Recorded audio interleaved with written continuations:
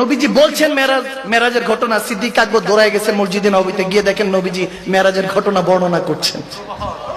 সুবহানাল্লাহ কোন সুবহানাল্লাহ বলে না? মেরাজের ঘটনা বর্ণনা করছেন। এখন হাদিসে এখানে এরকম এসেছে, বুখারী শরীফ মুসলিম শরীফের মুত্তাফাক আলা হাদিস দিচ্ছে উলামায়ে কেরামরা বসা, এখানে এরকম এসেছে নবীজি বর্ণনা করছেন, আল্লাহর কাছে গেলাম, দেখি উপরে আল্লাহ, ডানে আল্লাহ, বামে আল্লাহ, পিছনে আল্লাহ, সব দিকে আল্লাহময়, মনে হচ্ছে ডিমের কুসুমের মতো। আমি কুসুম আর পুরোটা আবৃত আল্লাহ হয়ে আছে।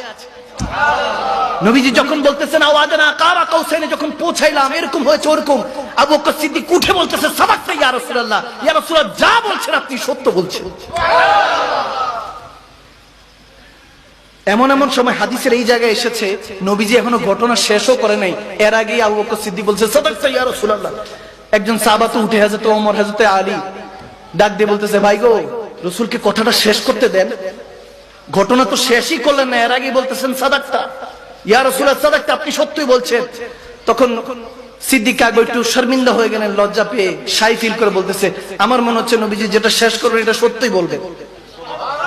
সুবহানাল্লাহ বলে না? ঘটনা শেষ হয় না, এর আগে বলতেছেন সাদাকতা ইয়া রাসূলুল্লাহ। এরপরে রাসূল আরবি বলতেছে, এই সাহাবারা, তোমরা তো সবাই আমার বন্ধু, আমার সাথী, কিন্তু তোমাদের মধ্যে আজকে একজন স্পেশাল হয়ে গেছে আল্লাহর পক্ষ থেকে, আজকে একজন সত্যিকার সাদাকতা হয়ে গিয়েছে, সত্যিকার সিদ্দিক হয়ে গিয়েছে আল্লাহর পক্ষ থেকে। জিবরিল আমিন এসে বলছে, নবীজি তখন ঘোষণা দিলেন, তোমরা তো আমার বন্ধু, কিন্তু আবু বকর আজকে থেকে সিদ্দিক আকবর। সুবহানাল্লাহ। শেরে খোদা আলী প্রথম যিনি রাসূল আরবির পরে যার মাকাম, তেনাকে যখন মসজিদের মধ্যে তেনাকে হত্যা করার চেষ্টা করা হলো, ছুরির আঘাত পেলেন, আঘাত পাওয়ার পরে হাসতেছে যে কাতল করছে। সাহাবায়ে কেরামদের আদর্শ দেখেন, হাসতেছে যিনি কাতল করার চেষ্টা করছে, হাসি দিয়ে বলতেছে, এই তলোয়ারকে অনেক দিন জং লাগায় রাখছি, আঘাত করছি, এই জং যেগুলো শরীরের মধ্যে লেগে গেছে এগুলো আর বের করা যাবে না, নাউজুবিল্লাহ। এভাবে কষ্ট দেওয়ার জন্য, কষ্ট দিয়ে শেরে খোদা আলীকে হত্যা করার যখন চেষ্টা করছিল, তখন হায়দারে কাররার, রাসূলের জামাতা, রাসূল যাকে মান কুনতু মাওলা ফাহাযা আলীউন মাওলা বলেছেন, সে শেরে খোদা আলীর আকীদা দেখেন, ঈমান দেখেন, আদর্শ দেখেন, বলতেছে তাকে কিছু ঠান্ডা খাবার দাও, গরম রুটি দাও, গোশত দাও। সে হয়তোবা মেজাজ তার খারাপ, এজন্য আমাকে ঘৃণার চোখে দেখছে, তাকে আপ্যায়ন করো, তাকে ঘুমাতে দাও, এরপরে যদি আমি সুস্থ হই তাহলে আমি তার বিচার করবো, আর যদি আমি এখানেই আল্লাহর দফতরে আমার নাম লিখে যায়, আমি শাহাদাত বরণ করি, তাহলে তাকে এক কবে একটা প্রহারে তাকে হত্যা করো, কষ্ট দিয়ে মেরো না। সুবহানাল্লাহ।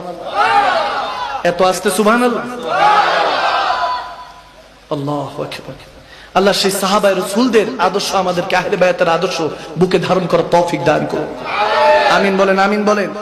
নবীজির আওলাদ ইমাম জাইনুল আবিদিন, ইমাম হুসাইনের বড় সাহেবজাদা।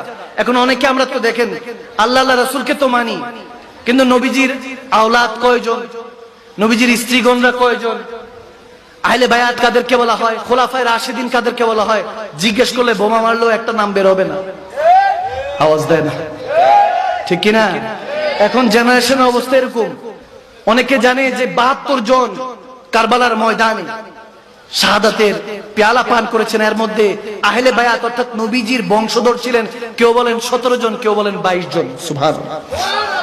ইমামে হুসাইনের সাথে ছিলেন টোটাল ৭২ জন ছিলেন। ওখানের মধ্যে ইমামে হুসাইনের নাম আর হযরতে ইমাম আব্বাসের নামটা মশহুর আসে, সবাই জানে, কিন্তু অনেকে জানে না। আমার শিয়া ভাই বাবাদেরকে উদ্দেশ্য বলবো, আপনারা হযরত আবু বকর সিদ্দিক, হযরত ওমরকে, হযরত ওসমানকে অনেক কটূক্তি করেন, ক্রিটিসাইজ করেন, নাউজুবিল্লাহ, কিন্তু শেরে খোদা আলীর খাতুনে জান্নাত মা ফাতেমা দিয়ে তো 2 জন আওলাদ, হযরত ইমাম হাসান, ইমামে হুসাইন, কিন্তু মাওলা আলীর আরো আওলাদ ছিল। সুবহানাল্লাহ বলবেন। টোটাল মাওলা আলীর আওলাদ ছিল 7 জন। কয়জন? হযরত আলী শেরে খোদা 7 জন আওলাদ ছিল, এবং সুবহানাল্লাহ উম্মতের জন্য 7 জন আল্লাহর রাস্তায় কবুল হয়ে গিয়েছেন, শাহাদাতের জাম পান করেছেন। সুবহানাল্লাহ। 7 জন। জাহান্নাম কয়টা? কয়টা? সুবহানাল্লাহ। উম্মতকে 7 জাহান্নাম থেকে হেফাজত করতে হযরত আলী শেরে খোদা কারমাল্লাহুল ওয়াজহিল কারীম তিনি 7 আওলাদকে কুরবান করে দিয়েছেন।